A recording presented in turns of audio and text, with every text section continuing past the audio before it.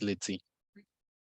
And some of the reason why Vinay has come up with this is that he believes that with growing enthusiasm in the use of AI, enterprises are now focusing, they are not focusing on AI to build trust and accountability. And in order for AI to actually reach the limits and to be accepted and adopted, organizations need to understand why model fail. They need to be able to explain why model makes its decision. Vinay believes that deploying AI for mission critical use cases requires additional layers like explainability, monitoring, auditability, data privacy, and risk mitigation to ensure AI solution is acceptable to all stakeholders. Thank you very much, everyone, for joining us. And I believe that you are going to be learning a lot today. Vinay, over to you. And thank you for joining us today. Sure. Thank you, Emmanuel. Thanks for a brief introduction. Hey, guys. Nice to meet you all. So as introduced, my name is Vinay, and I'm the CEO and founder for Arya.ai. So let me do one thing. In fact, let me save the bandwidth for everyone. I'll switch off my video, but my audio will be on. And feel free to ask any questions if you have in between. So before I go on to the topic, let me give quick background about why we are doing this. So today, the need to use AI is given. Everybody wants to build some kind of intelligence or some kind of automation or augmentation using AI in their processes or use cases, right? While there is a massive demand to use AI, parallelly there is a growing interest around responsible use of AI. What that concept necessarily means is when you are building a model, you should know how the model is functioning and where the model can fail, how it can fail, and how to take the accountability and define the accountability for it. So it is very fundamental, right? For example, when you are building a software, you monitor the software, you ensure that the software is free from bugs, you test the software, and when something goes wrong, you know where the issue is coming from and how to fix that issue. So the same ideology works on any AI ML model as well. In fact, AI ML is actually a new age software version, right? But the problem is that's not being happened today. Today, people are simply focusing on building models, but not necessarily looking at from an auditability, explainability, all that standpoint. So that's what we are trying to solve for the industry today. So let me share my screen and take you through details of it. So this layer of auditability and explainability and all these things comes under ML Observability. This is very similar to software observability or application observability. So for example, if you're familiar with stack like New Relic, for example, which is known for application or software observability. So we are building something similar for AI ML as well. So today we'll talk about what is ML observability and what are the components that will be required for a good ML observability framework, which is primarily the explainability, monitoring, auditing, and model usage risk monitoring. And if time permits, we may spend on a case study, or else at least we will talk about these components briefly. So now, whenever you are looking to use AI in, let's say, high sensitive use cases, high sensitive use cases is, for example, you want to build ML model for medical diagnosis or ML model for underwriting or autonomous cars, for example. So these are sensitive use cases. Sensitive use cases, I mean, there is a massive financial link to it, or it could lead loss of lives or impact society. So those are the cases that are categorized as sensitive or high risk use cases. So whenever you are deploying AI in such sensitive and mission critical use cases, it has to have a basic of these components. One is it has to be transparent, meaning let's say you are using your AI model for medical diagnosis. You cannot have a black box model, right? You cannot have some model telling you to do diagnosis for heart condition, but you do not know how it has arrived at it. Then you lose the confidence in the system because you don't understand it. So transparency is one of the basic metrics. Second is bonded risk. So for example, let's say I deployed this as an underwriting model. Now you don't know how to control the risk of that model. So sometimes, let's say if the model fails and it acts erratic, meaning it's not able to act properly, then it can create you a humongous amount of losses, right? So how do it has to have a bounded risk when you are deploying that in production.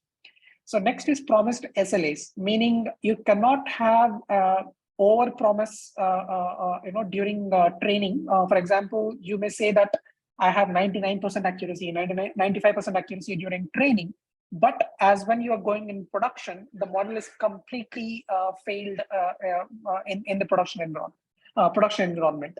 For example, let's say you build an autonomous car architecture and system. It works really well in the test environment, but as soon as you move that vehicle to the realistic environment, if it starts failing, then it's not a viable solution to use, right? And then auditability. So auditability is, let's say if something went wrong, model made a wrong prediction, or the downstream processes impacted somebody or someone's life, or maybe an industry itself, then you need an auditability to define what went wrong, and also to localize the accountability, right? Who is responsible for this failure? And how do we manage that responsibility, and stakeholder ownership, for example. So when you're deploying AI, you have to have the auditability around the system. You have to ensure that so the system is fully auditable from that standpoint. And compliant. So today regulations are now becoming more clearer. For example, in Europe, you have AI Act, which specifies what kind of system that you can use for high risk use cases, or medium risk use cases, or low risk use cases. So regulations are now coming in very, very soon, which will give you guidelines or restrictions or controls in terms of what kind of AI that you can deploy. So this is necessarily the framework or architecture that one has to follow when you are deploying AI for mission critical use cases. Now let's understand why we need this. Because the assumption today is, when I build a model, that's job done from data science perspective. But in fact, the reality is that's when the job of a data scientist will actually start, because it's quite complex to ensure to deliver all these things in production. So let's understand first thing, right? Which is can an AI ML model fail? For example, as I said, I built a model. Now, can it fail? In fact, in reality, people assume that it won't fail and it will continue to give you a similar or same kind of accuracy. But reality is it actually drifts quite quickly. So the model degradation can happen very soon or very slowly, but the model will start degrading as soon as you put it in production. And there are various reasons why the model is degrading. So a few of the examples are, for example, just to quickly give you an outline. So the reason why models fail is because maybe it is exposing to an untrained ecosystem. So let's say you trained the data on certain samples, but when you moved it to production, you suddenly started seeing certain new kind of data, which the model may not have trained, right? In such cases, the model will fail. So that is also called as data drift.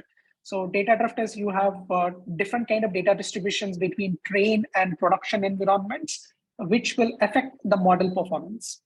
Second is concept drift. Concept drift is your target on which you have trained the model on. That target itself could change from time to time. So for example, before COVID and after COVID, right? The ideal profile for an underwriting customer is might have changed. The guidelines might have changed. So in that case, model may assume that there is no change and continue to recommend a similar outcome. But in reality, the target has changed. And there could be adversarial attacks, like somebody could leverage the system and try to attack the system and send a bunch of random data, noisy data, and do a lot of attacks as well. So then again, the model will fail. So there are many, many reasons why model will fail. And these are the few of those reasons why model is going to fail. And in fact, this is actually proven scientifically as well. So in one of the paper which actually did close to 20,000 plus experiments They try to map the error distribution when it gone production, and they try to map error distribution over period amount of time. So for example, at time t equal to 0, they plotted the error distribution at that time. And then after 700 days, after 3 years, 4 years, 5 years, they started testing the model performance. So they observed that the error distribution is becoming more diverse. So the model is actually making more and more diverse amount of errors with time. So model is degrading with time. So in fact, their observation is more than 91% of models as actually degraded over time. So this you could actually do with even a data set like lending club data sets. So meaning if you are, if you are in the banking industry, lending club data set is one of the go-to data sets where you can build models.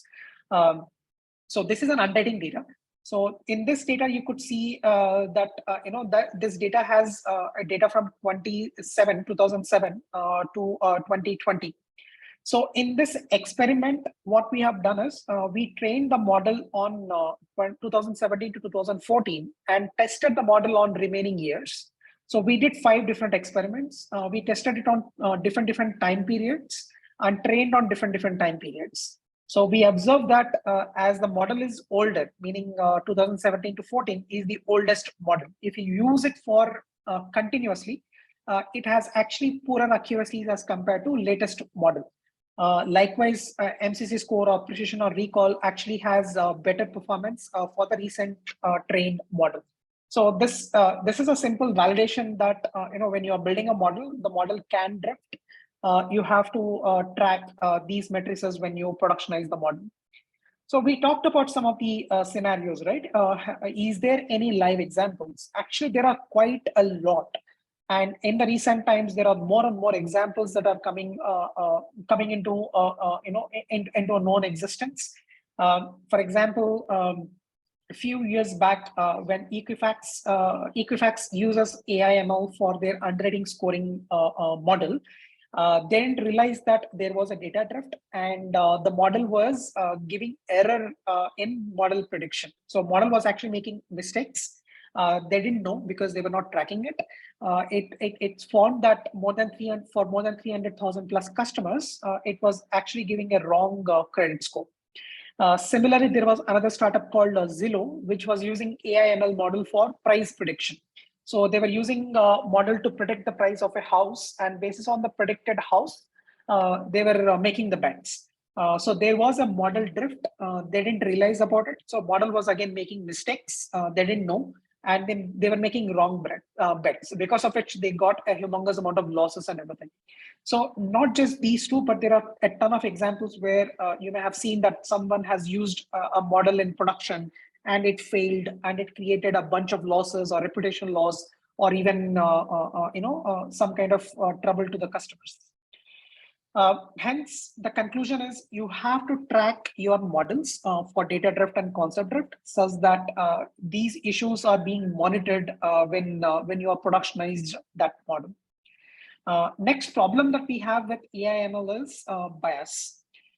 Meaning, let's say you are using sensitive features like gender, for example, or maybe ethnicity, for example.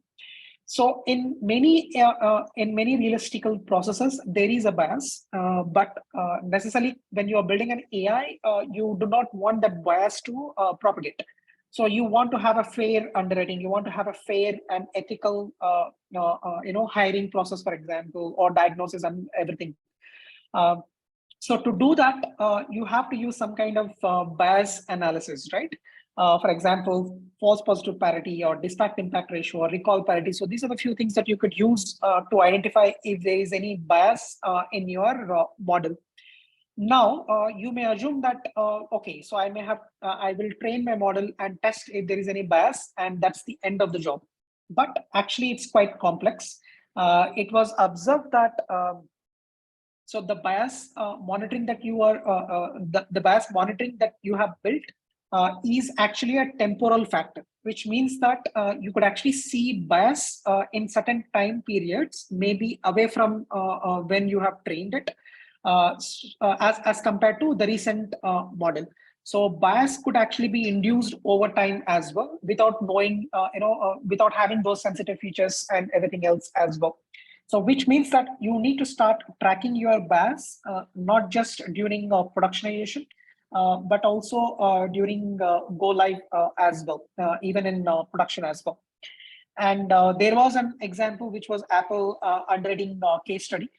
When Apple has launched a card in 2019, they have used AI/ML at that point of time. It was noticed that the underwriting model was preferring males as compared to females. So they were giving more credit at a better interest rate as compared to females. So there was a bias at that point of time. It created a bunch of PR at that moment, saying that it's a biased underwriting model and all.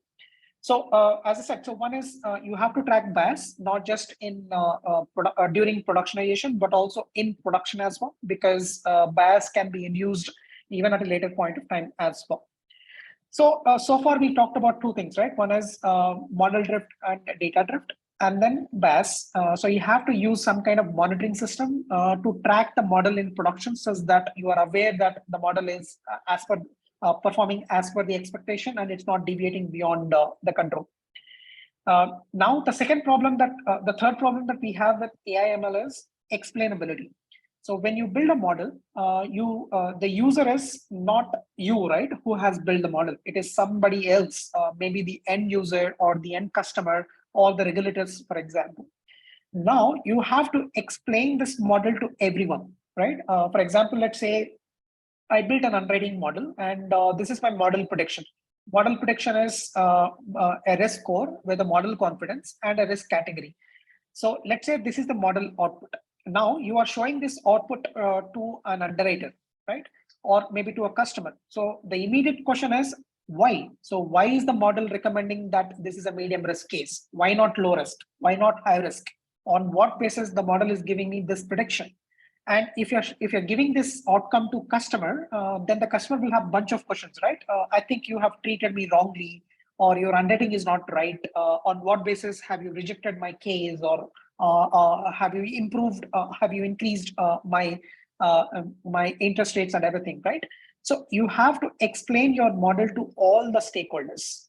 So the stakeholders could be the business owner, meaning the guy who is owning the business process. He has to understand what he's deploying in production. Or the risk managers, if you're deploying it for, again, sensitive use case, you would have risk managers who are managing the risk, right?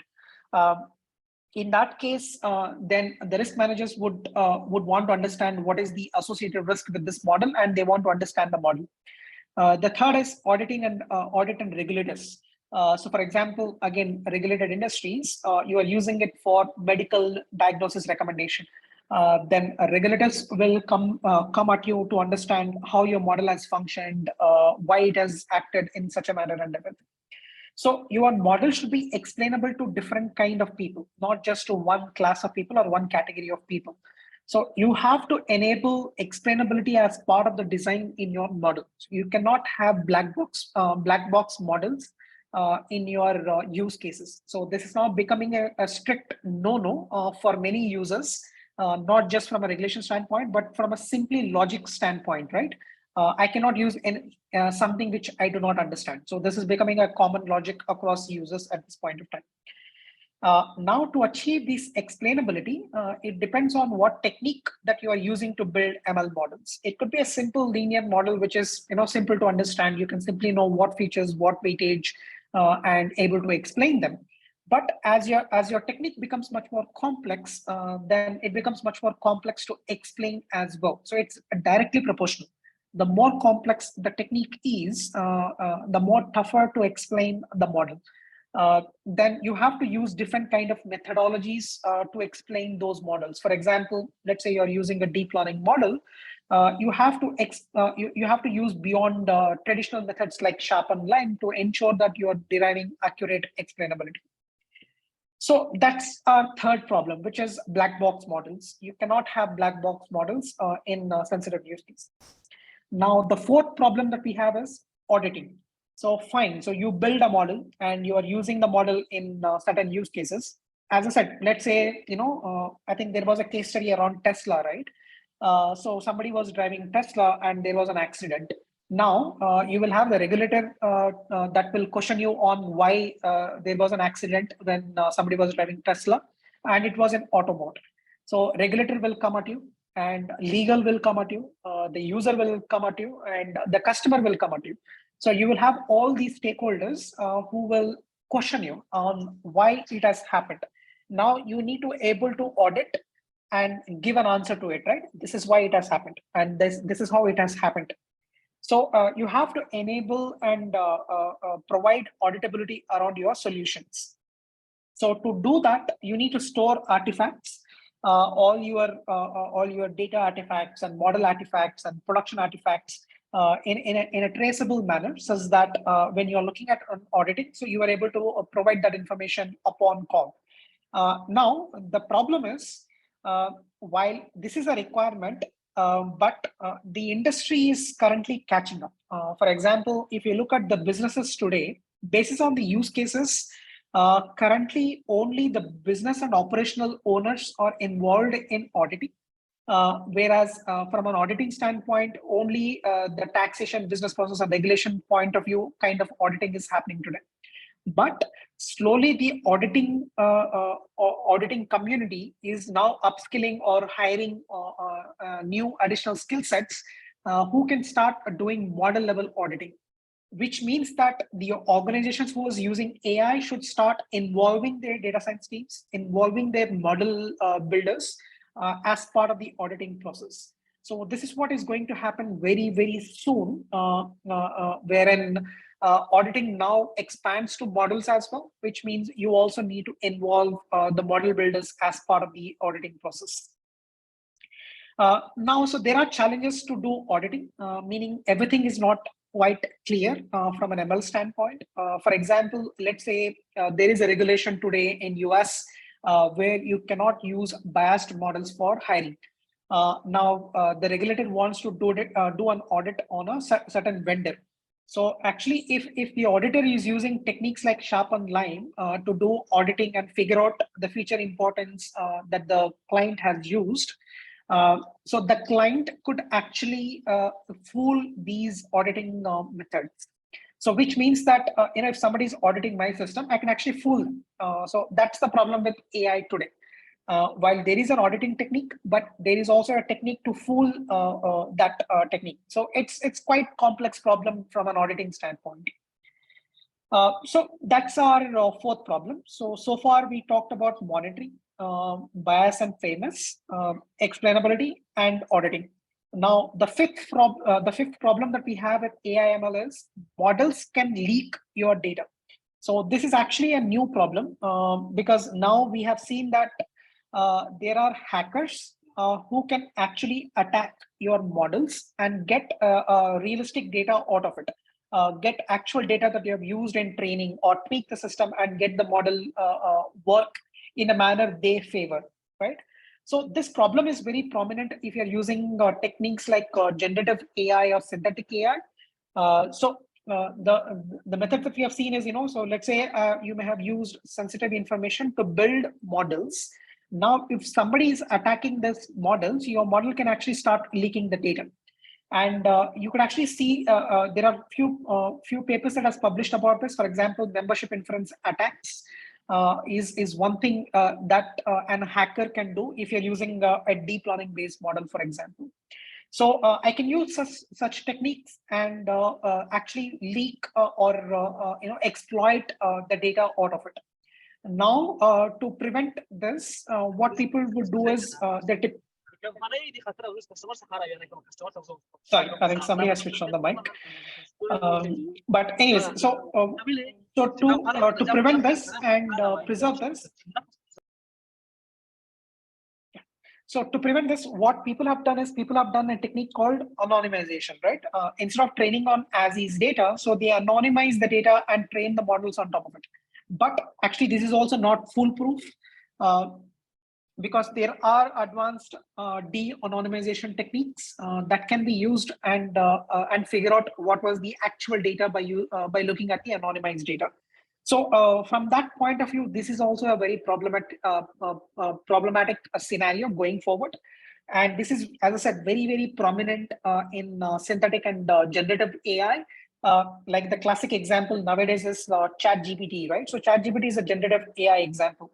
So if somebody is building LLMs based on sensitive data, so I can use prompt attacks or training data poisoning kind of techniques and attack these LLMs and get the actual sensitive data out of the system. So these are becoming more crucial now.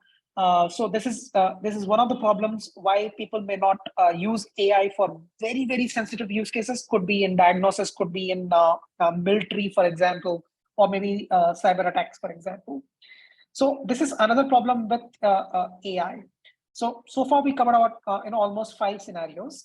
Now the final one, which is again really important, is can I productionize any AI ML model? So let's say you build a model either using AutoML or you build the model everything from scratch, you customized everything, you configured everything. Do you think your model is qualified to go production? So the answer is actually no. Not every model is deserved to go production unless it satisfies the business requirements, it satisfies the user requirements.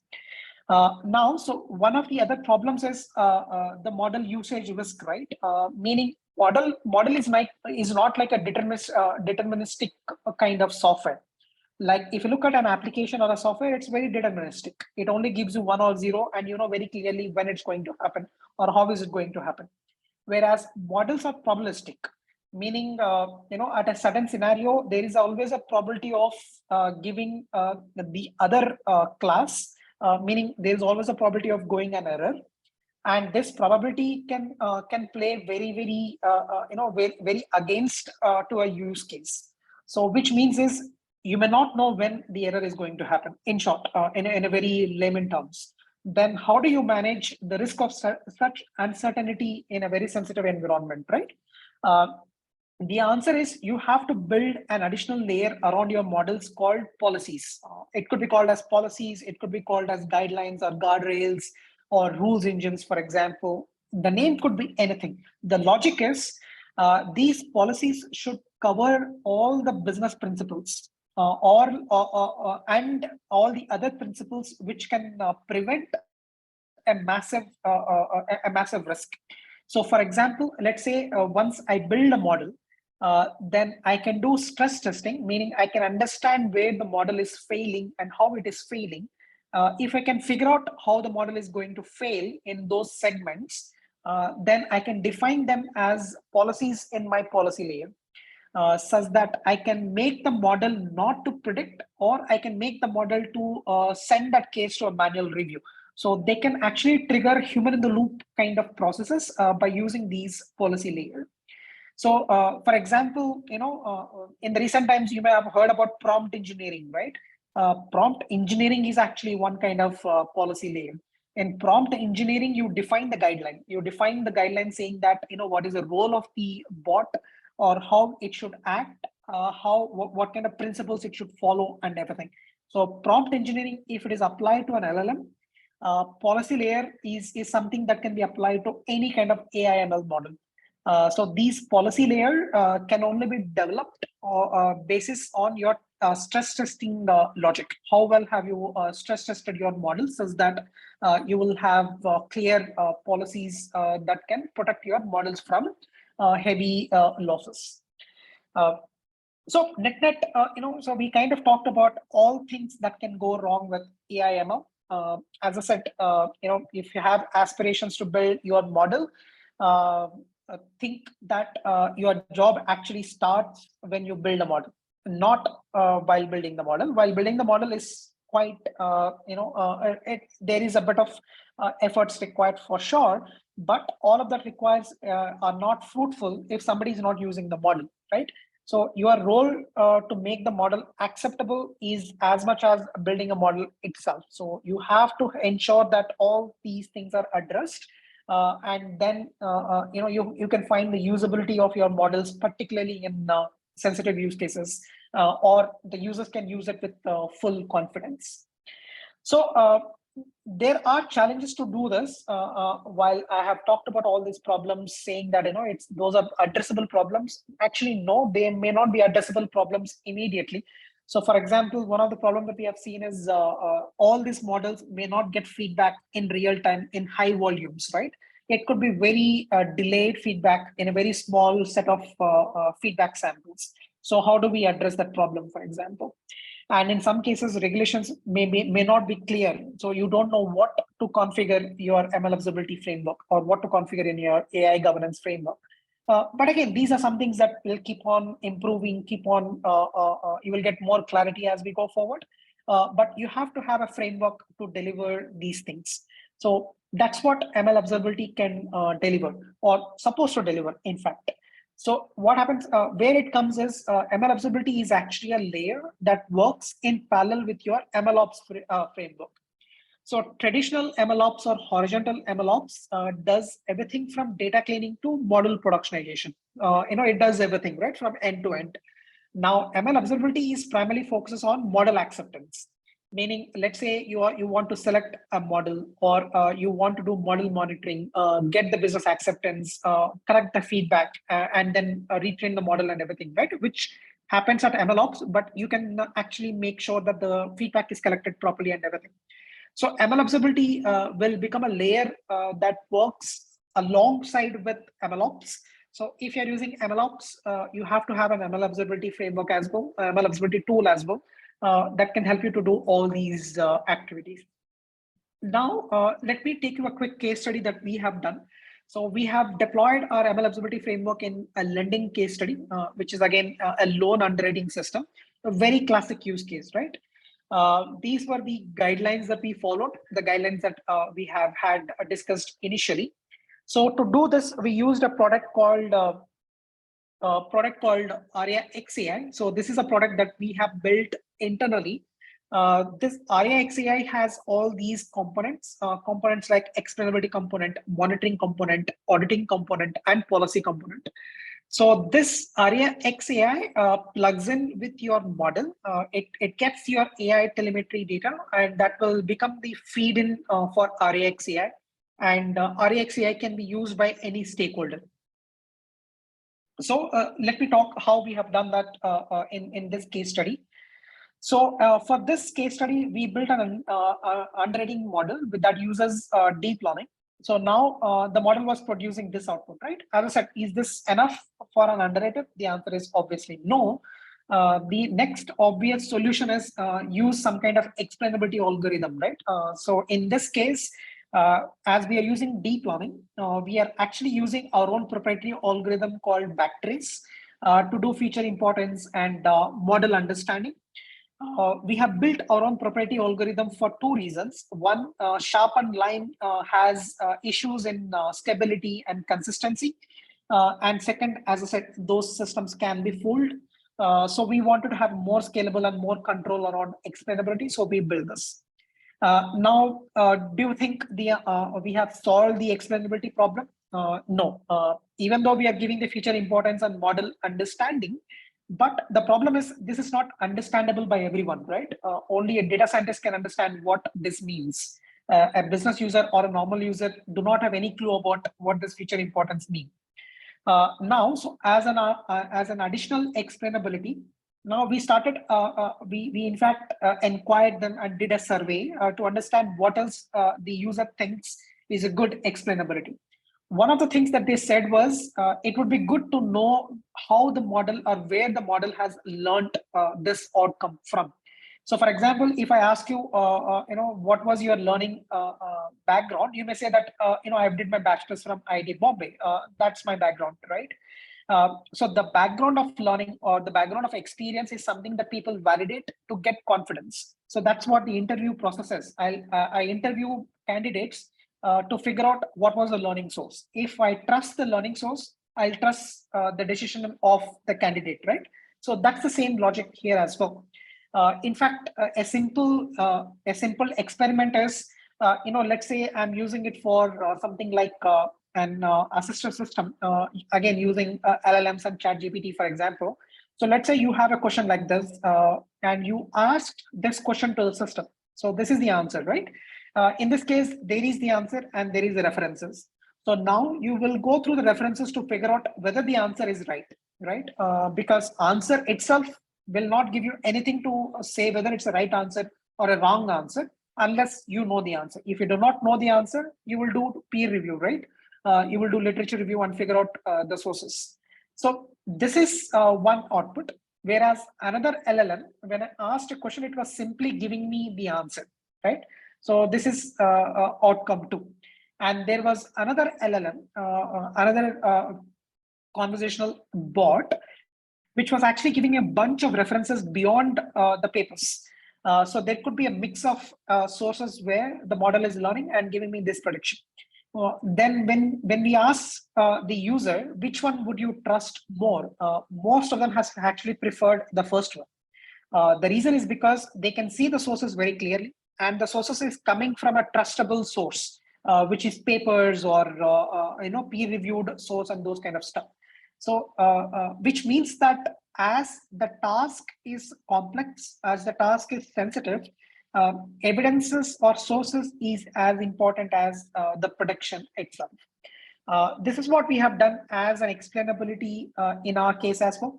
So we picked up this technique called references as explanations. So what we have done is whenever the model is giving the prediction, we were able to identify similar cases from the past, which are quite similar to the current case. And then we mapped the feature importance of those cases to tell the user that, these are the 20 policies from the past, which is similar to your current policy. So now the user can quickly look at what these 20 policies are, and they can say that, okay, this looks very similar to my current case. I accept with the system outcome, or I debate with the system outcome, for example. So this is a different kind of explainability that we have used. And in fact, this is actually used in a different manner in areas like prototypes as an explanations, for example, in images. And there was also another concept called intrinsically explainable deep learning model, where they created explainable neural network components and created them as blocks instead of using a single large neural network. So the references as explanations is a very powerful explainability from that standpoint. And third one was, even after doing all of this, the user still had apprehensions. They were asking that, okay, I get what the model is doing, but is it doing in a manner that I would do for this case? So for example, if you ask a doctor, why are they recommending a diagnosis? They will tell you that, okay, I know this patient for 10 years, his age is 45 years, he has had chest pain for some time. Now, these are the important logics that I followed to recommend for this diagnosis A or B. Now, so how do you correlate that with model functionality? It's quite tough. But we did a quick reverse engineering technique, actually. So what we have done is we picked up the principles of the job. Let's say the job is underwriting. So we asked the underwriter to list out all the principles that they would look at. So for example, at what scenario they will accept a case, at what scenarios they will reject, at what scenarios they'll go for more understanding, what are those more understandings and everything. So these principles could be as detailed as they want. So then what we did is we mapped those principles with the features that they are looking for. For example, in this case, let's say one principle is if there is any public bankruptcies and low FICO score, so this principle can be linked to these data features.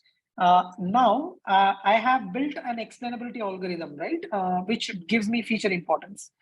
Basis on what you have used, feature importance is actually additive in nature. If you sum those feature importance, you will get aggregate feature importance. So what we have done is we then aggregated the feature importance of all these data points and created a feature importance score for this principle. So this happens for each and every case. So they can define the principles, and then when they see the explainability for each and every case, they see these as observations. So principle, what is the total weightage, and listed in the order of importance, for example. So this actually, kind of creates a correlation between model functioning and domain knowledge, for example. So this is a nice way to correlate it, and this actually proven to be really effective because now the explanations are in simple text. So all of this combination is what actually gave success for us. not just one explainability, but combining all this explainability made us explainable to each and every stakeholder, not just to a few set of audience. And then when it comes to monitoring, so we have REXAI has ML monitoring component that gives us option to use different techniques, not just one. So basis on my data type, basis on correlation between the monitoring and model performance, we have used a specific metric. So for example, so if you want to do ML monitoring, PSI may or may not be ideal metric. You may have to test with other metrics to figure out what kind of data drift metric works for you. So then you have to combine the drift metrics plus model performance and create a correlation. So I can use REXC as ML monitoring to do all that kind of analysis. So similarly, I have done target drift analysis as well. So whenever I find a target drift, that's my trigger to retrain my model instead of retraining it simply basis on time period. And then when it comes to risk policies, one is we have model and data dependent policies, which are actually coming from understanding the false positives and true negatives. So we wanted to minimize the risk, right? So we did a lot of analysis on finding where the model is failing, what are the data points that is involved in the model failure, and we defined the policies around it. And then also we defined the policies based on the business, meaning business can have some preferences, right? So we defined the policies basis on that as well. So REXAI allows us to define these policies from the GUI itself, such that user can define the policy, modify them, and add them. So by doing all of these explainability, monitoring, and risk controls, we were able to provide very, very acceptable models. So in this case, if you look at our efforts, right, model building actually is one of the easiest process for us, because we already have built pipelines. The models model architecture is predefined. Hyperparameter tuning is pretty much automated. I can build a model within a week's time, couple of weeks time, max. But the use case that we serve is primarily very, very high sensitive use cases, as I said, like banking, financial services, and those kind of use cases. And to deliver these features, these governance features, and all these auditability features, REXAI has helped us a lot. And we have experimented the templates and got the feedback to be able to achieve to those things. So I think similar feedback should work for you as well. And if you're looking to use REXAI as an ML Observability framework, we just started opening it for public. Otherwise, if not REXAI, but you have to have some kind of ML Observability framework where you could do all these activities and then able to deliver very responsible AI to your customers. This is what I would want to talk about. Our belief is, if you have a good ML observability framework, you could build very good AI governance in the organization. And this will be utmost required as we go forward, because black box models is not at all a way to go forward to deploy AI. And auditability, safe AI is required for sure to ensure there is a success of AI. For example, let's assume a scenario where ChatGPT is continuously failing and continuously used for wrong things. You could see enormous amount of backlash around AI, right? While ChatGPT can get all the attention at this point of time for good things and bad things because it got a lot of PR. Imagine the same thing in an organization who is a bank, who is a hospital, who is a country, for example. So these problems are universal. You will find the problems in any use case or in every use case, in fact. We suggest you to use some kind of ML observability framework such that you are mitigating these risks. Either in a progressive manner or in stepwise manner, but you should ensure that all these things are addressed when you're going in production. So that's pretty much sums up the talk for today. I would love to take in if you have any questions that you have. Thank you very much, Vinay. If you join us late, Vinay is the co-founder and CEO of Aya.ai, and it was listed in Forbes Asia's 30 under 30 under the technology section. Well, I appreciate your presentation and the way you have gone into details to explain this ML observability. We have somebody ask in the chat if it is possible to have access to the slide. Yeah, sure. So we'll share the slides post this call, and yeah, so you can access the deck. Okay, that's good. And I don't know if there are questions in the comment. If anyone has question, if nobody have question, I have a follow-up question. Does anyone have a question to ask? Okay, if there is no one, what I would like to ask is, in most technology, we know usually when developing a new technology, you want to focus on people, process, and then the tools. I know based on your presentation, you've talked about the model and data policy, and then process-specific policies. I would like to ask, how do you manage the human components of ML observability? And with that, I'm referring to assigning roles and responsibility for monitoring and auditing AI models. Yeah, I think the policies actually are designed to involve humans in the loop, right? Meaning you will have a policy saying that, let's say one policy is something like, I find a risk in this prediction, so let's move this prediction to manual. So it's actually a nice navigator. You can use policies as a navigator. So which transactions are safe, hence the transactions can go as is. Which transactions are not safe, hence you need a human in the loop in the process, right? If you are able to build this policy layer very effectively, you could actually have a very successful AI solution. So this is another problem today, right? Meaning close to 95% of AI ML projects are failing because one, they may not know how to use it, or two, they may not know how to manage the risk. So policy layer could be one such thing which can provide an answer to that thing. And in fact, it's actually enabling human in the loop more actively than simply using a model as is. Yeah, thank you. And another thing that crossed my mind is, are we able to apply ML observability to existing model? Yes. Or should we just apply to new models all the time? Yeah, no, actually. So for example, ARIA XAI, right? So the idea is you can build model anywhere. Meaning, let's say you're building your model in Azure or SageMaker or DataRobot or TensorFlow or PyTorch, for example, right? It could be a running model or it could be in development model. Any ML observability framework should be able to plug in to that framework and able to help you in model development or help you in model productionization, right? So ML observability has a role in both during development and also in production.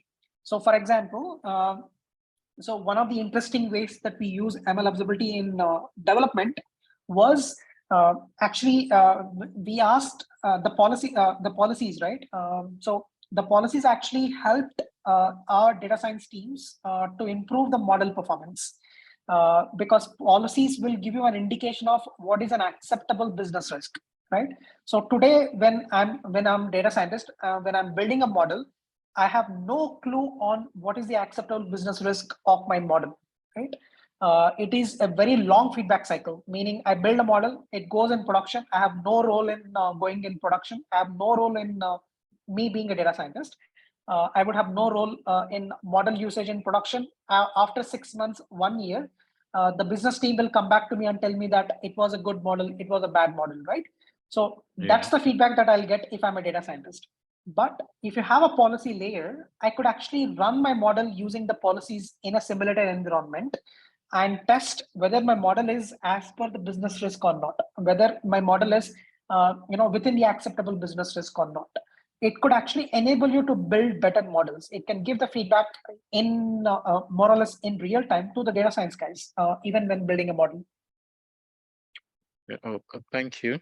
And I just want to ask a follow-up one about Aya XAI. Is the model in marketplace for maybe Azure or AWS? Yeah, no, actually, currently we just launched it on closed group beta. We just launched it to a few of our closed network and all. If anybody wants an access, they can drop us a note. We would be happy to share the invitation and they can use our AXI. Yeah, well, thank you very much for that offer. Personally, I would like to try it. And if anyone wants to try, you can drop me a message and I will get in touch with Vinay Kumar. So thank you, Vinay, for joining us today. Thank you for the presentation. It is nice having you. And most importantly, thank you for staying up late. Yeah. Sure, not at all. So, thanks, everyone. So, and for everyone that has joined us, thank you very much for joining us. Vinay, do you want to say something before we close? No, I think my closing comments are, AI is super cool.